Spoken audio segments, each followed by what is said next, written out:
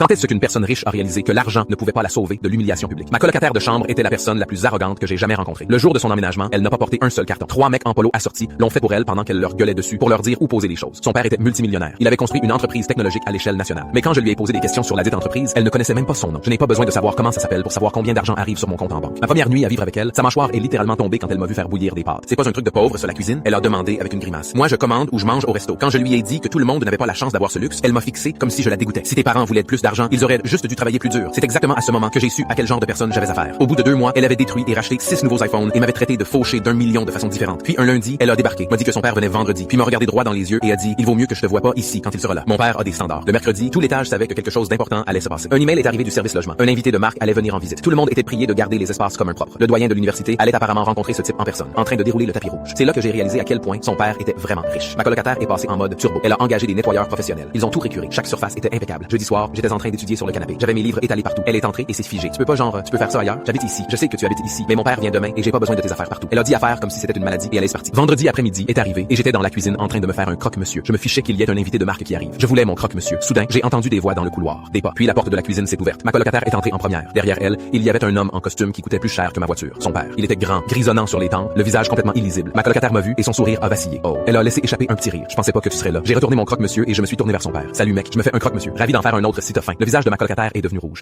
Mon père ne mange pas. Elle s'est ressaisie. On fait juste un tour. Elle a attrapé son bras et a commencé à pointer des trucs. Ça, c'est de la cuisine. Les nettoyeurs sont passés hier, donc c'est pas aussi propre d'habitude, évidemment. Elle m'a jeté un coup d'œil quand elle a dit évidemment. Son père n'a pas répondu. Il a juste regardé autour de lui. Elle lui a montré le salon, l'espace de travail, la vue depuis la fenêtre. Pendant tout ce temps, elle n'arrêtait pas de faire des commentaires. Les meubles sont basiques, mais je fais avec. La plupart des gens ici n'ont pas vraiment les mêmes standards. Tu sais, c'est pas ce à quoi je suis habitué, mais je gère. Puis elle a fait une blague juste devant moi. Au moins la cuisine marche. Parfait pour les gens qui peuvent pas se payer de la vraie nourriture. Elle a hoché la tête en direction de mon croque-monsieur. Son père m'a jeté un coup d'œil, puis à elle. Ses yeux se sont plissés, mais il n'a rien dit. Quelques minutes plus tard, ils sont sortis. J'ai fini mon sandwich et j'ai commencé mes devoirs. Je pensais que c'était fini, mais environ 30 minutes plus tard, ils sont revenus. Son père est entré en premier cette fois et s'est arrêté au milieu de la cuisine. Je te coupe les vivres. Silence. Attends quoi? Elle était confuse. J'arrête de te financer. Tout. Il a dit d'un ton calme et factuel. Son visage s'est effondré. Il s'est tourné pour lui faire face complètement. Tu penses que parce que t'as accès à mon argent, t'es mieux que tout le monde. Tu penses que je suis un connard de riche tellement arrogant que je peux pas supporter qu'un étudiant se fasse à manger. Elle ne pouvait pas parler. T'as jamais travaillé un seul jour de ta vie. Tu agis comme si t'avais construit mon entreprise alors que t'en connais même pas le nom. Tout ce que tu sais, c'est que l'argent arrive sur ton compte le premier du mois. Il m'a pointé du doigt. Ce monsieur m'a proposé un croque-monsieur. Il était poli. Toi, tu m'as même pas demandé si j'avais faim. T'as juste supposé que j'étais trop bien pour ça. Les larmes coulaient sur son visage maintenant. J'avais faim et j'aurais adoré un croque-monsieur. Il s'est tourné vers moi. D'ailleurs, l'offre tient toujours. J'ai cligné des yeux. Ouais, je peux t'en faire un. Merci. Ma colocataire a laissé échapper un sanglot. Elle a couru dans sa chambre et a claqué la porte tellement fort que les murs ont tremblé. Son père s'est assis en face de moi. Désolé pour elle, c'est de ma faute. J'aurais dû mieux l'élever. Je savais pas quoi dire. Alors j'ai juste fait son croque-monsieur. On est resté assis dans cette cuisine pendant 1 heure. On a mangé des croque-monsieur. On a parlé de la vie, du business, de ce qu'il faut vraiment pour construire quelque chose à partir de rien. C'était une des personnes les plus terre à terre que j'ai jamais rencontrées. Il s'était fait tout seul, avait commencé sans rien. Il n'arrivait pas à croire ce qu'était devenu sa fille. Il m'a même proposé un poste de débutant dans son entreprise quand il a appris que j'avais un diplôme en informatique. Ma colocataire a déménagé 2 semaines plus tard. Aux dernières nouvelles, elle travaille à temps partiel au McDo près du campus. Elle doit pointer. Elle doit être polie avec les clients. Elle doit se faire son propre